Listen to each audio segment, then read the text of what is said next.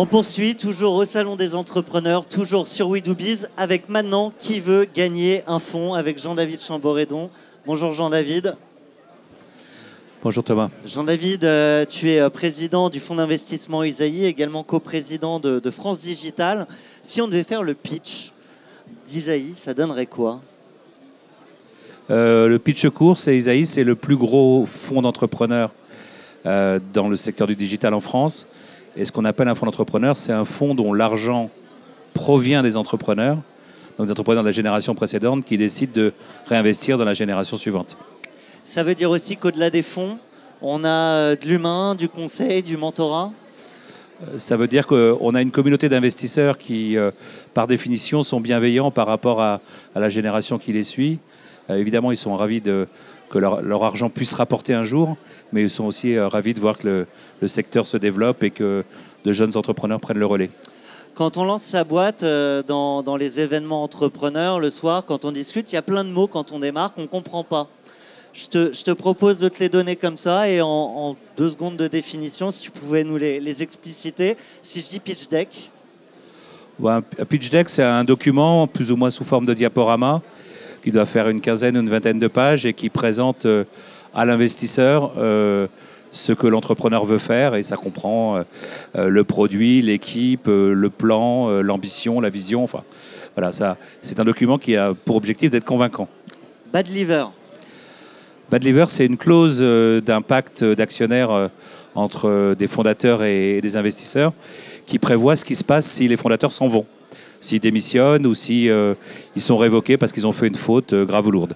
Série A, série B. Il n'y a pas véritablement de définition, mais on va dire qu'un série A, c'est un tour de quelques millions d'euros. Un série B, c'est un tour qui peut être un peu en dessous ou au-dessus de 10 millions. Et c'est en général le premier tour un peu sérieux conduit par des capitaux risqueurs. Un bon investisseur. Bon investisseur, c'est quelqu'un qui a de l'influence et qui n'abuse pas du pouvoir qu'il a. Voilà, c'est un juste équilibre. Et un bon entrepreneur chez qui on investit? C'est quelqu'un qui est têtu mais qui sait écouter, ce qui évidemment est contradictoire, mais on a toujours les défauts de ses qualités. Alors on a 2 entrepreneurs avec nous qui j'espère ont écouté et qui ont plein d'ailleurs de questions à te poser. William Bonuto de iMokey et Thomas Cazor de l'entreprise Neoratech. Exactement. Bonjour à vous deux. Bonjour. Bonjour. En moins de 30 secondes, vos pitchs respectifs et puis du coup vos questions pour Jean-David. Le pitch très simple d'iMokey, on est une solution pour influencer les parcours de vente. Alors, on travaille beaucoup sur la partie restauration, c'est un vrai business qui est en changement. Et la nouveauté de 2019, on attaque le business retail. Donc on est là pour avoir une meilleure qualité sur site. On travaille beaucoup sur la partie vraiment satisfaction client. Et puis à la fin, on va aussi mesurer la partie CA et marge. Voilà en 30 secondes. Ma question aujourd'hui, vous y avez un peu répondu, c'est un bon investisseur. Nous, personnellement, on a été pas mal approchés parce qu'on a la chance d'être rentable, d'avoir une bonne presse. Mais trouver le bon investisseur, pour vous, comment ça fonctionne? On en a vu vraiment beaucoup. D'abord, c'est surprenant de chercher des investisseurs si on est rentable. Parce que le capital risque, il est là pour financer des pertes, pas pour financer de la rentabilité. Alors évidemment, il y a d'autres investisseurs qui savent acheter des parts dans des entreprises rentables, mais globalement, le métier du capitaliste, c'est avant tout de financer des pertes, ces pertes étant justifiées par de l'hypercroissance. Donc globalement, si vous avez une stratégie rentable de croissance modeste ou décente, en tout cas pas d'hypercroissance, il ne faut pas prendre d'investisseurs tout simplement. La réponse est aussi simple que ça. Si par contre, à l'instant T, vous êtes rentable, mais que vous pensez que pour faire beaucoup mieux, il faut passer par une courbe en J et des pertes temporaires qui permettent de passer une étape importante, à ce moment-là, il faut aller effectivement voir des investisseurs. Thomas Cazor. Alors Neoratech en 30 secondes, c'est une société qui crée des équipements de protection individuelle pour les techniciens qui travaillent sur des zones de danger et qui a la spécificité d'intégrer les outils de travail des techniciens dans l'équipement de protection. Donc on fait un produit combiné. C'est né d'une rencontre avec un grand compte français qui est Enedis, le gestionnaire du réseau électrique en France, qui avait une problématique qui était qu'avant ces techniciens, avant chaque intervention, doivent effectuer une vérification d'absence de tension. Pour cela, ils doivent le faire avec un équipement de protection qui est des gants isolants et un outil de mesure qui est dans leur jargon qui s'appelle un DETEX. Et la problématique, c'est que pour des raisons de confort, les techniciens ne portent pas leurs équipements de protection. Et c'est la cause principale d'accidents chez Enedis. Et donc, on a trouvé une solution qui était de combiner ces deux technologies en s'inspirant de la technologie qu'on peut retrouver dans des vêtements connectés, dans différentes choses, pour miniaturiser les outils. Et on combine ces deux produits. Et tu as une question?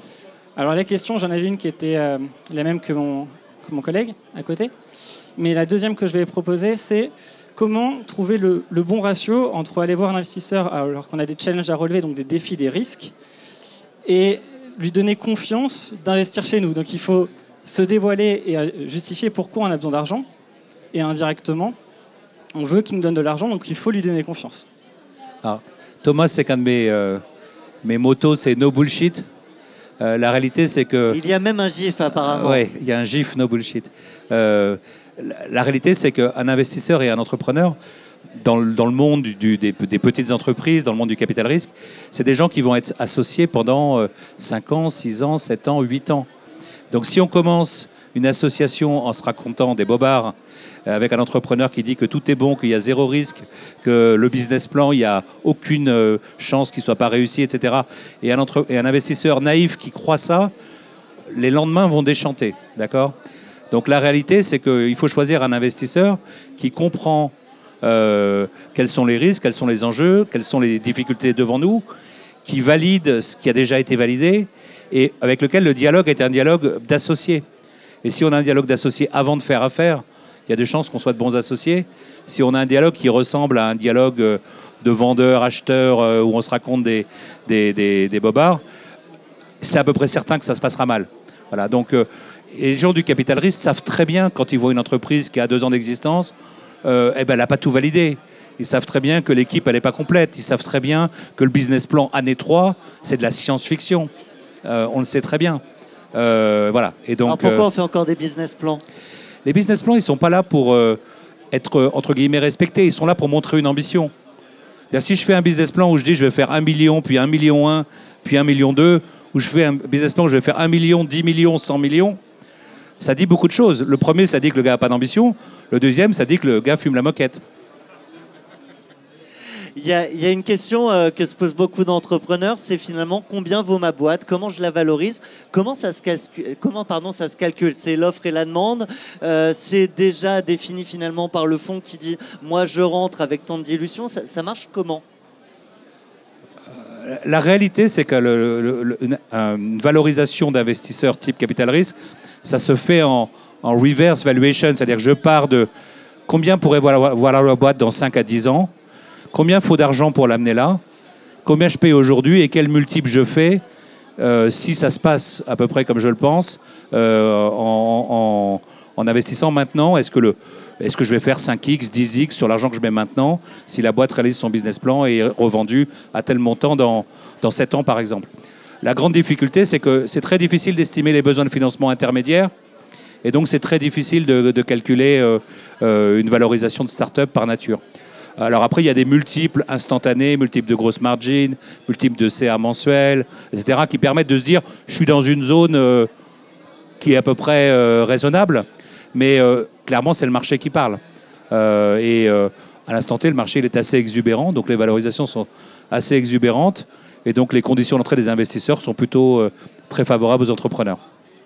Aujourd'hui, alors avec le grand débat national, on entend beaucoup parler de taxer le capital. Le capital, c'est le mal. Toi qui proposes du capital, à quoi il sert? J'entends pas ça, j'entends pas taxer le capital, j'entends éventuellement taxer le patrimoine des rentiers, ce qui n'est pas tout à fait la même chose. Et les évolutions qu'il y a eu sur l'impôt sur la fortune, quelque part, elles sont allées dans ce sens-là. On dit voilà, l'immobilier, c'est quelque part une rente, alors que le capital en action, etc., c'est du capital productif. Ce qui est certain, c'est qu'en France, on n'a une pas bonne compréhension de ça et qu'on a une immense épargne qui n'est absolument pas au service de l'économie. Et on en souffre. Alors, à l'instant T, les investisseurs internationaux viennent en France, les corporates français, les grands corporates français investissent, mais les investisseurs longs, capables de comprendre que les cycles économiques, ils ont une certaine longueur et que pour créer de la valeur durablement, il faut être long, ils sont très peu nombreux en France. Très, très peu nombreux. En gros, si je caricature, il y a la BPI et il y a les entrepreneurs. C'est quasiment les seuls qui sont longs. Tous les autres sont là, ils pourraient repartir demain s'il faisait un peu plus froid. Tu parles de la France, on a aussi beaucoup d'entrepreneurs qui partent aux États-Unis pour lever parce qu'apparemment, il y a plus de fonds. C'est le cas, ça change, ils ont raison, c'est pas valable pour tout le monde. On a eu ce phénomène un peu en 2012-2013 au début du quinquennat Hollande parce que le message effectivement était extraordinairement mauvais.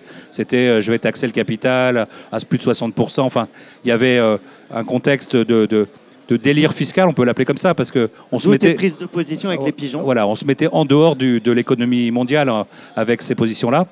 Aujourd'hui, c'est plus facile, quel que soit l'entrepreneur, quel que soit le sujet, de lever à Paris qu'à San Francisco. San Francisco est ultra compétitif. Le niveau requis, c'est la Ligue des Champions. Et le mec qui est arrière-gauche à Auxerre, il n'a aucune chance de jouer la Ligue des Champions. Par contre, peut-être qu'il peut lever de l'argent à Paris. Et pour jouer la Ligue des Champions, c'est un manque d'ambition qu'on a. C'est quoi le problème ? Pour faire un écosystème comme la Silicon Valley, il faut deux choses. Il faut du capital. L'année dernière, la Silicon Valley, à elle seule, a investi 50 milliards, à comparer à la France qui a investi 3 milliards. Donc, ça montre. Et il faut des talents, avec du background, de l'expérience, du track record. Et aujourd'hui, en France, on a un peu plus de capital qu'avant, c'est mieux. Mais il faut construire une génération de gens qui l'ont fait, qui l'ont expérimenté, qui auront envie de le refaire et qui seront de plus en plus ambitieux. Et ça ne se fait pas en le décidant un soir et en se levant le matin. Ça prend une génération d'entrepreneurs, quoi. Avant d'accueillir les finalistes du Marathon Pitch qui ont gagné sur le salon, messieurs, les entrepreneurs, est-ce que vous avez une dernière question ? Alors, comment trouver le meilleur investisseur ?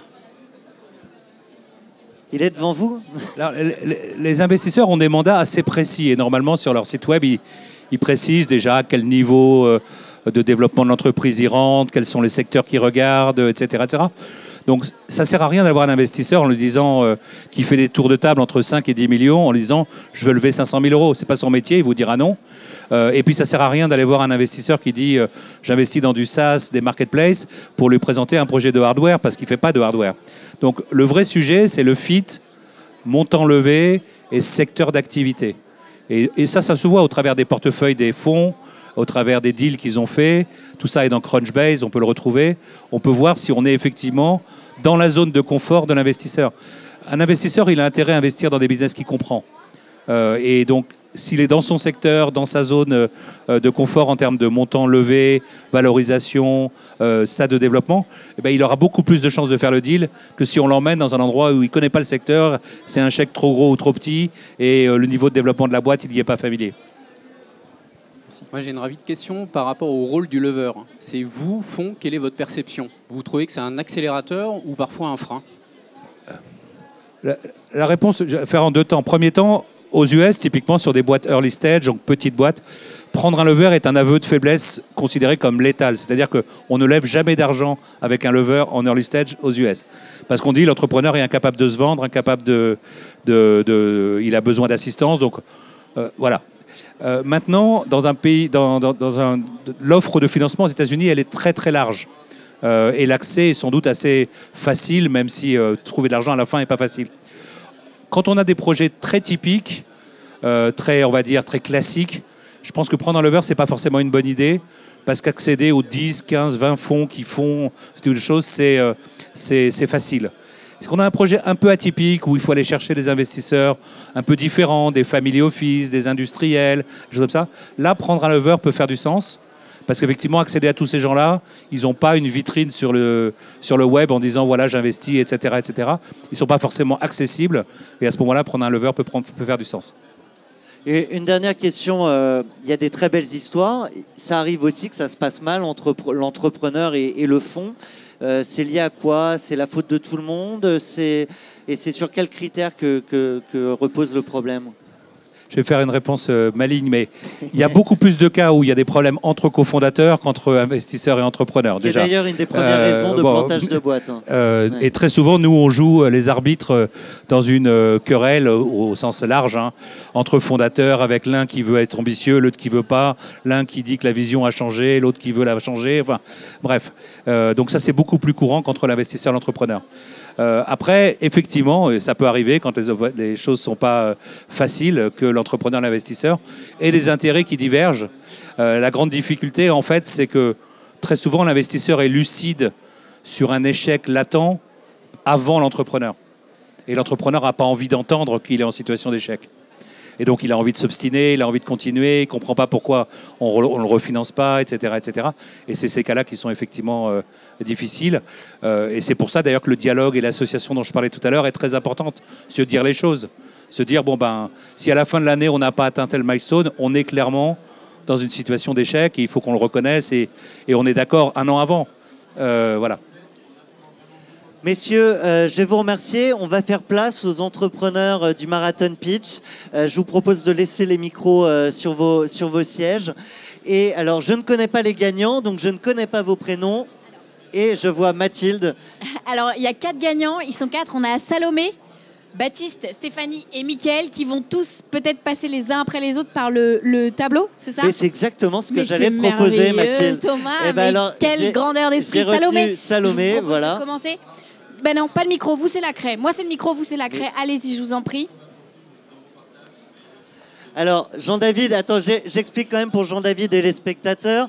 Salomé va avoir 30 petites secondes pour passer au Pictionary. Elle va donc pitcher, mais en dessin. En 30 secondes, avec Jean-David et le public, nous allons tenter de deviner ce que tu fais. Alors et n'hésitez ensuite, pas, on te donnera le micro. cher public, à participer. Je me ferai le relais de votre voix, je vous tendrai le Une micro. fourche, une assiette. Donc, tu peux faire oui, non de la tête. C'est l'alimentation. Est-ce qu'il y a de la tech? Alors ça, je ne sais pas ce que c'est. N'hésitez pas, vous avez des idées? Je vois un téléphone là, c'est digital, un peu, beaucoup, pas du tout. Un peu digital, ok. Tu peux deviner au micro, Jean-David.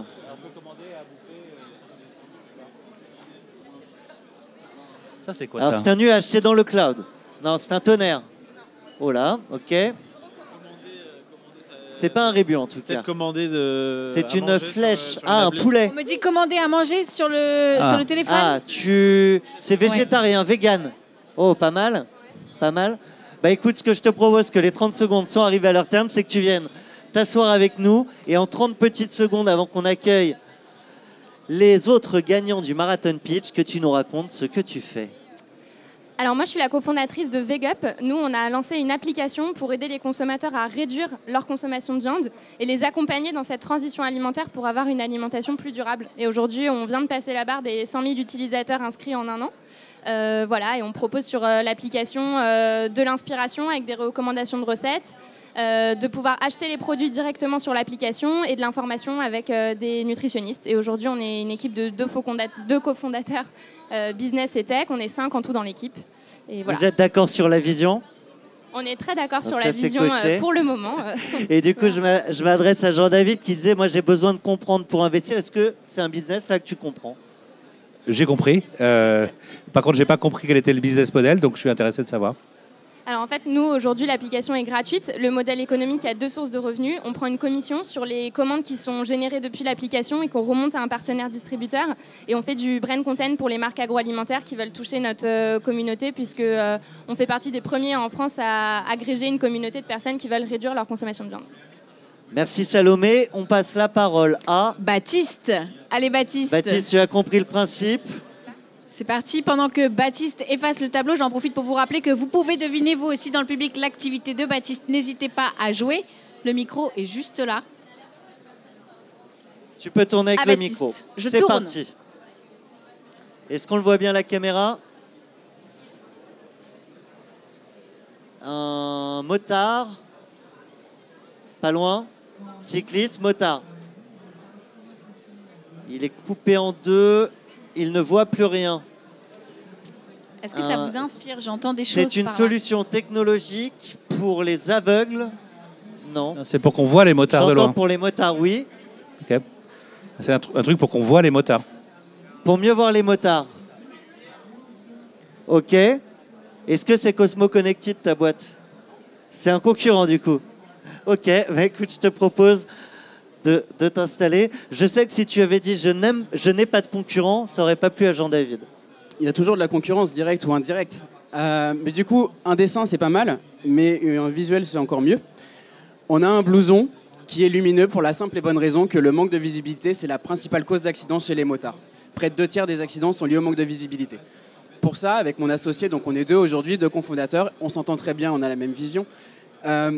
On a placé des lumières de manière stratégique en hauteur pour distinguer les lumières du motard des phares des autres voitures et usagers, et des fonctionnalités supplémentaires comme un feu stop, un rappel de feu stop comme le Cosmo, donc à l'arrière du dos qui s'intensifie de manière automatique.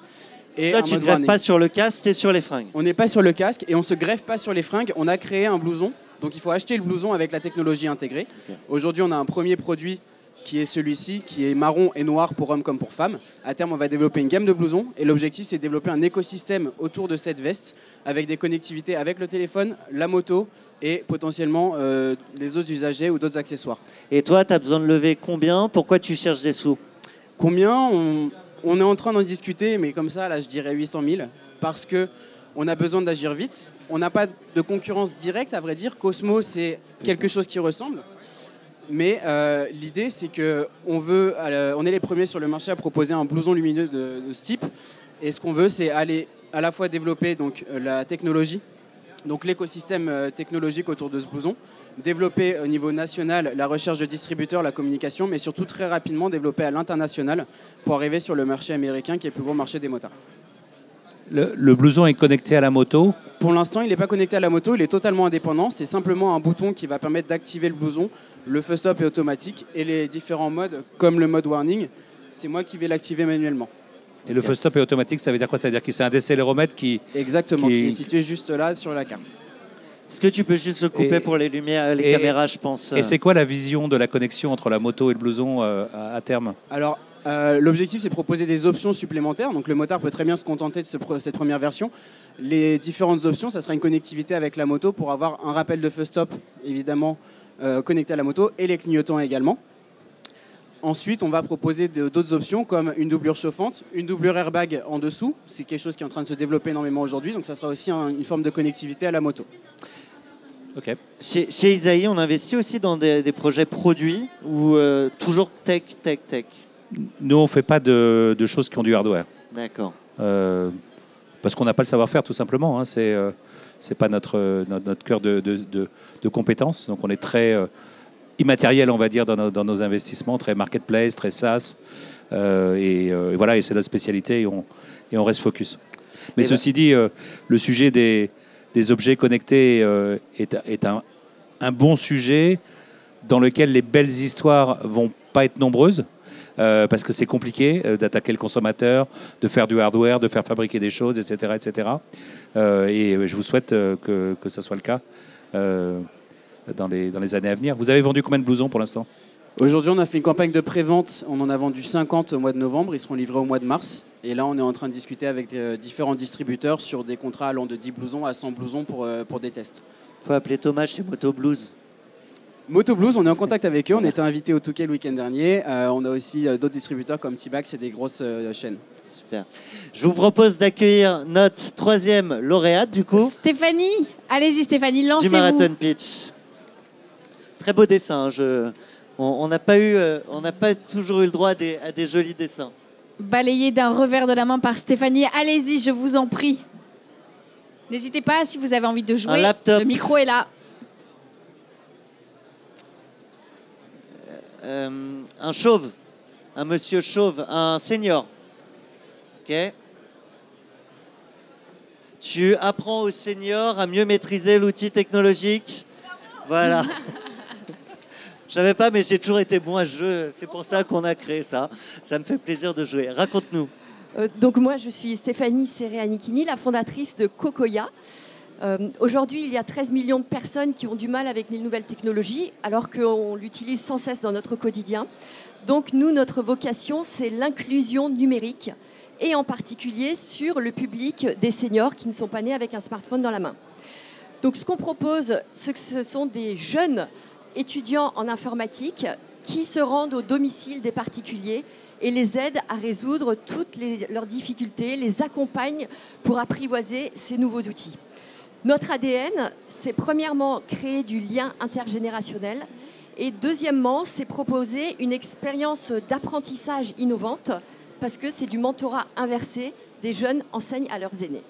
Rapidement, comment tu te fais connaître des seniors? Du coup, tu peux pas aller en ligne pour te faire connaître. Oui, c'est une très et bonne si tu question. n'as pas de seniors et tu as déjà... Bon, voilà, Exactement. t'as compris la En fait, question. nous, on utilise les réseaux de communication traditionnels. Donc, c'est la presse, c'est la prescription, c'est ce genre de médias. Et les étudiants, ils ont quel statut? Enfin, les coachs, ils ont quel statut? Alors, en fait, ce sont des étudiants qui ont un statut de micro-entrepreneur. L'idée, c'est que pour eux, c'est un job étudiant sympa et valorisant qui est un complément de revenus. Tu lèves combien? Je lève combien? Tu as gagné le marathon pitch? C'est juste pour le pitch? Non. Non L'idée, nous, c'est vrai qu'aujourd'hui, on cherche entre 300 et 500 000 euros pour justement accélérer notre croissance. Aujourd'hui, on a donné 800 heures de formation, on a 60 Cocoya Trainers en Ile-de-France, on a des partenaires comme la Caisse d'assurance vieillesse, la mairie de Paris, Pôle emploi. Et voilà, on a besoin de recruter et de pouvoir communiquer, d'où l'argent dont on a besoin. Est-ce que ce sujet, ça se traite pas mieux avec un abonnement qu'une prestation à l'acte? Alors, justement, on a des formules avec des abonnements. Et là, on est en train de retravailler toute notre offre marketing, justement, pour proposer quelque chose qui est vraiment bien adapté. Oui. Okay. Et vous avez regardé les possibilités de bundler finalement cet abonnement avec l'achat d'un laptop ou d'un PC ou d'une tablette? En fait, l'idée, c'est effectivement de faire des partenariats avec des entreprises, soit qui vendent du hard, effectivement, soit avec des entreprises qui ont besoin que leurs utilisateurs utilisent leur site internet pour faire, je sais pas, des virements, des démarches en ligne, aller suivre leurs relevés, etc. Absolument. Mathilde, tu as un dernier candidat pour nous? Un dernier. Mickaël, c'est à vous. Lancez-vous, Mickaël.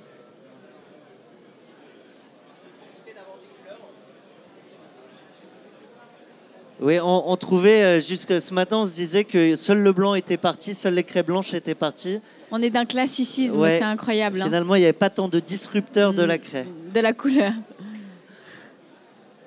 Alors, normalement, tu n'as pas le droit d'écrire, mais donc, tu proposes de la pub.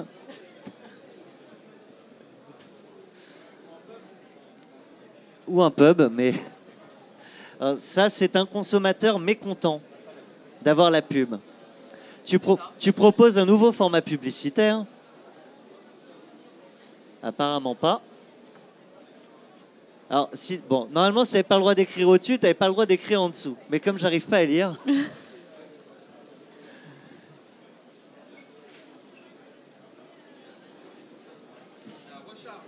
Mais, merci, ça recharge? On entend la recharge dans le public. Mais je pense pas. De la pub sur smartphone? Pas tout à fait, dit-il. Des stations de recharge. Bon, en tout cas, à Pour la fin, smartphone. les gens sont heureux. Dans les lieux Alors publics. voilà, ça c'est vachement important. Ce que je te propose plutôt, c'est qu'on comprenne ce que tu fais. Je suis pas très bon dessinateur, c'est ça que je comprends. Bah, j'espère que tu es meilleur entrepreneur que dessinateur, en tout cas. J'espère aussi. Je me présente, Mickaël Bess, je suis le cofondateur donc, de DoIt et qui distribue le produit Charlie, qui est donc une borne digitale qui va recharger les batteries. Ah, mais on la connaît, on la voit partout sur le salon, dans plein d'events. Absolument. Peut-être chez France Digital, non pas... en fait, vous êtes Oui, deux, on trois, travaille vous souvent êtes deux, avec, trois sur le secteur. France Digital. Alors, c'est-à-dire qu'on n'est pas sur le marché du rechargement. Finalement, on est parti de l'idée qu'on n'aime pas la publicité. C'est ce que j'essayais de faire passer vis-à-vis de mon dessin. On n'aime pas la publicité et finalement on trouve que ça ne nous apporte pas une valeur ajoutée. La difficulté pour les entreprises justement, c'est de trouver une façon de captiver son audience, d'avoir de la réceptivité du point de vue de son audience. Et donc on a choisi de développer des bornes qui vont rendre un service à l'audience, le service de rechargement de batterie. Parce qu'on a tous des problèmes de batterie et finalement on a besoin de se recharger dans des lieux de vie. Donc, on a des bornes qui sont sur des événements, mais aussi dans des lieux de vie du quotidien. On en a plus de 4500 aujourd'hui. Et l'idée, c'est que vous allez vers une borne, vous rechargez votre téléphone, on diffuse du contenu sur les écrans des bornes et on crée de l'interaction avec du NFC, avec du QR code vis-à-vis des écrans. Quand tu dis qu'il y a des écrans, c'est de la pub dessus? C'est de la publicité, en effet. On a par exemple sur le salon des entrepreneurs un annonceur qui s'appelle GetQuanti et qui diffuse sa publicité vis-à-vis des audiences qui vont se recharger. Et l'idée finalement c'est de nous réconcilier avec la publicité en amenant cette idée de service. Je ne sais pas si ça nous réconcilie avec la pub. Ce qui est sûr, c'est que là, effectivement, on est peut-être plus captif, plus attentif, parce que branché et à côté. Alors on a deux atouts, en effet. Tu l'as bien vu, c'est la captivité, mais c'est aussi l'interaction, la proximité du téléphone, pour que finalement les campagnes digitales, elles dépassent le simple affichage et que finalement les audiences puissent interagir avec leur téléphone. Encore faut-il qu'il soit chargé. Absolument. On recharge rapidement, 10%, 10 minutes. Tu veux lever combien et pourquoi faire? Alors, on cherche à lever 1,2 million. Aujourd'hui, on est 12 collaborateurs. J'ai vraiment des super équipes qui sont très impliquées dans notre développement, mais on a besoin d'être plus nombreux. On cherche à faire de l'acquisition aussi de technologies concurrentes et l'ouverture de bureaux à l'étranger. Donc, on lève 1,2 million dans ce cadre-là pour pouvoir accélérer justement et développer notre business model sur du B2B. On a également une plateforme en software qui permet aux clients, aux annonceurs de pouvoir changer leur communication en temps réel en fonction de l'audience, en fonction de la météo par exemple. Et l'idée, c'est aussi d'aller plus loin sur le software. Comment vous êtes financé jusque-là? En fonds propres. C'est-à-dire? Les revenus commerciaux. D'accord, donc vous n'avez pas mis de capital? Non, très peu. D'accord. Là, en fait, et donc pourquoi tu as besoin de lever de l'argent? Jusqu'à présent, on était en fonds propres, on était rentable. Là, on a l'objectif justement d'accélérer de façon significative, puisqu'on est sur un marché où justement il y a quand même des acteurs qui sont beaucoup plus forts que nous. Donc on cherche à lever pour pouvoir accélérer, développer justement des supports qui sont complémentaires aux Charlie. On se positionne avec les Charlie sur des lieux d'attente. On cherche à se positionner maintenant sur des lieux de passage, des centres commerciaux par exemple, ou des magasins. Et en gros, si si un investisseur met 1 million dans ton business, là tu dis que tu as 4000 bornes. Oui. Combien tu en as au bout du million? On en a beaucoup plus. Combien? C'est-à-dire qu'aujourd'hui, on en a 4500 en fonds propres, avec le développement de bornes complémentaires. On en a qui seront positionnés donc dans des lieux de passage, on en aura dans des véhicules aussi. On va monter rapidement à plus de 10 000, 15 000 bornes. On a un objectif à 5 ans à 70 millions. Aujourd'hui, on est à 500K en chiffre d'affaires. 70 millions de chiffre d'affaires. Absolument. Une borne, ça rapporte combien par an? Par an? Ouais. Alors, on a deux positionnements. Soit le lieu l'achète, et auquel cas, notre business model ne tourne pas sur la vente. C'est-à-dire que la personne achète la borne, on va la rémunérer à chaque fois qu'on diffuse du contenu annonceur dessus, mais c'est la publicité finalement qui nous rémunère. Mais tu ne m'as pas dit combien rapporte une borne? On les vend 400 €.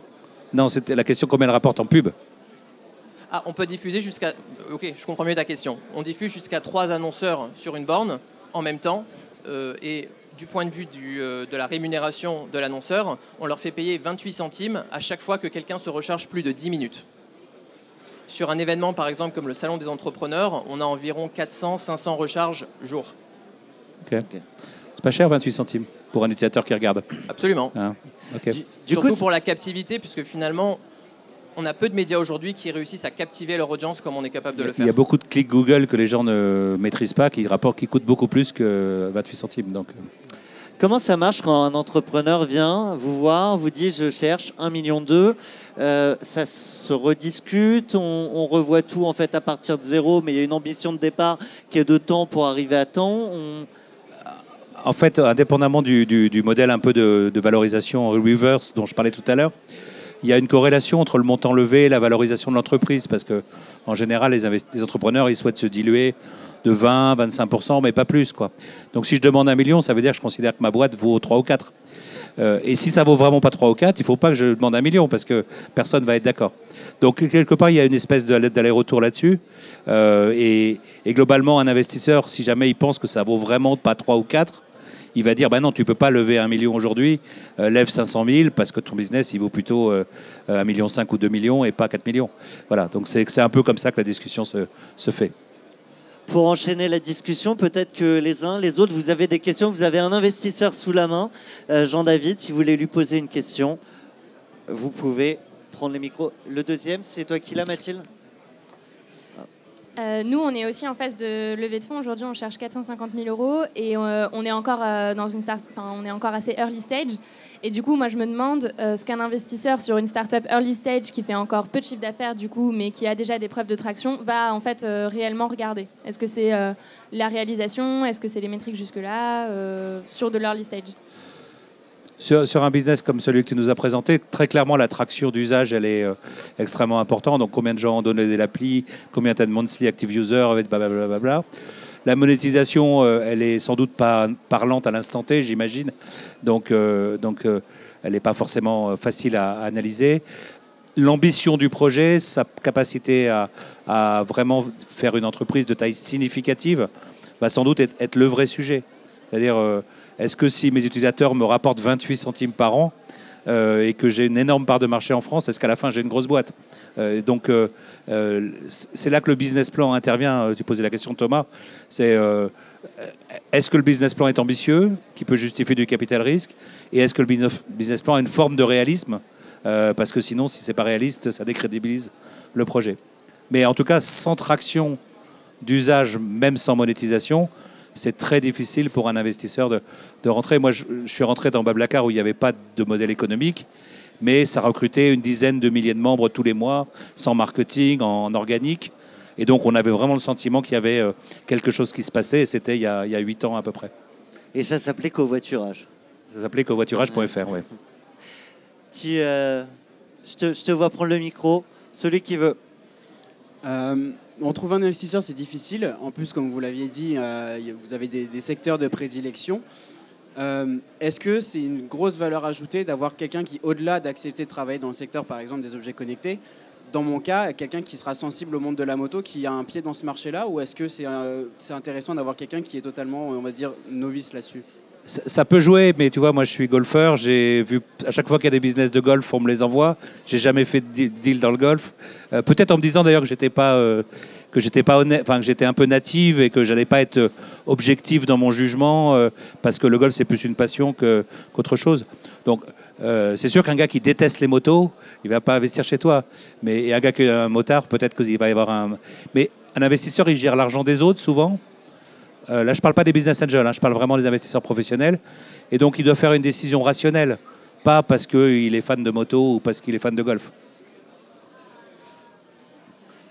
Est-ce que dans votre fonds, vous investissez sur des secteurs sociétaux, plutôt ESS, ou pas vraiment?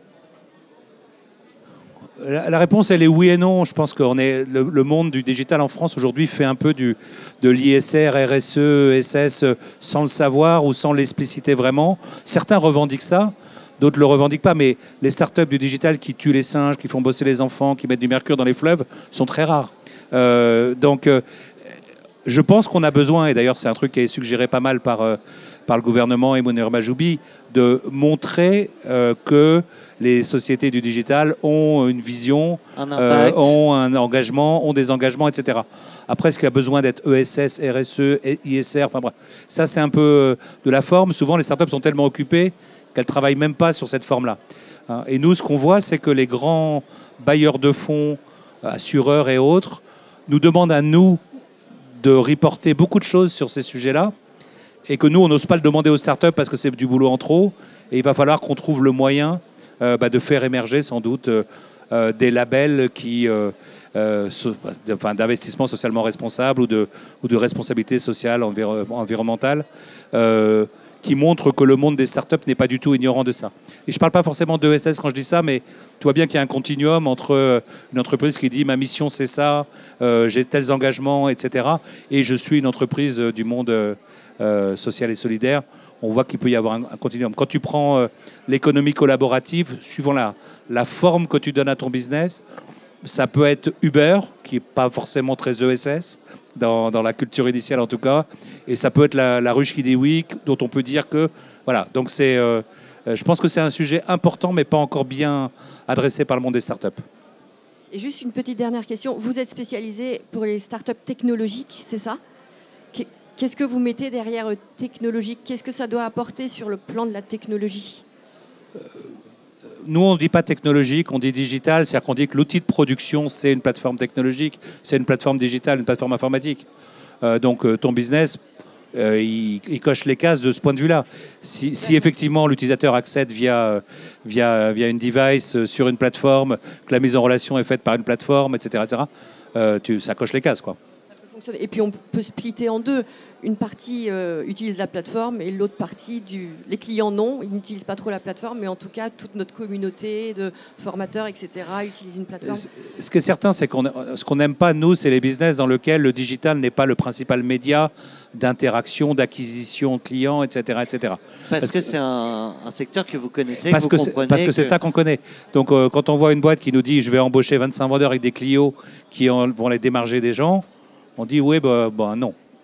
Voilà. Et ça ne veut pas dire que c'est une mauvaise boîte. J'ai pas dit ça, j'ai bien précisé que les investisseurs investissaient dans les modèles qu'ils connaissaient et donc par définition chacun a ses critères. Je voulais vous demander, au-delà de l'aspect financement qu'apporte un fonds, l'aspect accompagnement est vraiment primordial. L'ouverture de contacts, l'aspect synergie vis-à-vis d'autres entreprises qui sont dans le même fonds. Et c'est vrai qu'aujourd'hui j'ai le sentiment qu'il n'est pas toujours évident de trouver des fonds qui tiennent leurs promesses à ce niveau-là. C'est là-dessus où on est challengé finalement, et c'est pour ça qu'on est accompagné d'un lever, c'est pour pouvoir trouver un fonds ou deux fonds qui sont capables de répondre à ces besoins au-delà du simple aspect financement. Je pense que c'est une mauvaise prévention que tu as parce que c'est assez faux. En tout cas, les bons fonds gagnent les affaires grâce à ça. Donc, moi, la première chose que je fais quand je commence à être sérieux sur un deal, c'est de dire à l'entrepreneur qui est devant moi, qui n'est pas encore un associé, appelle un tel, dont j'ai été investisseur il y a 3 ans, 2 ans, 1 an, et puis demande-leur comment ça s'est passé. Et peut-être que je vais gagner l'affaire grâce à ça. Donc, c'est vraiment quelque chose d'important. Et en early stage, l'interaction entre l'entrepreneur et l'investisseur, c'est pas une fois tous les mois dans un board. La plupart du temps, c'est tous les jours. Alors, ça va être un email, un SMS, un coup de fil, mais il y a tellement de choses qui peuvent bouger dans les premières années de vie d'une boîte que le fait que l'entrepreneur ait quelqu'un qui peut prendre son téléphone et dire « il m'arrive ça, qu'est-ce que je fais ? Je laisse tomber, je passe du temps, qu'est-ce que tu me conseilles ?» et d'avoir juste cette espèce de SVP, entre guillemets, ça a beaucoup, beaucoup de valeur. Je pense que c'est même plus important que l'aspect financement pour certains entrepreneurs. L'idée de ne pas être seul, de pouvoir être conseillé, d'avoir des portes qui lui sont ouvertes, c'est rassurant. Tu peux le dire comme ça, mais globalement, cet accompagnement, c'est justement le fond de l'alignement et de l'association.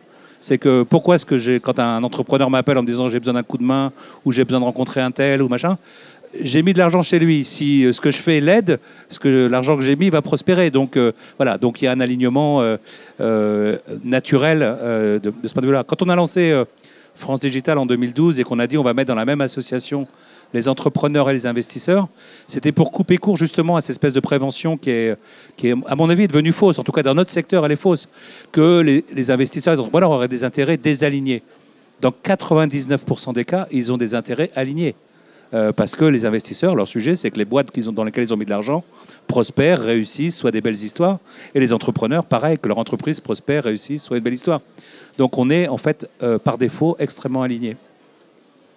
Peut-être une dernière question. Dans ces événements entrepreneurs, on voit maintenant quasiment tous les entrepreneurs qui nous disent qu'ils vont lever des fonds. Est-ce que des fois, ce n'est pas juste une mode pour faire bien et avoir l'air d'avoir une belle start-up ? Est-ce que vous en voyez ?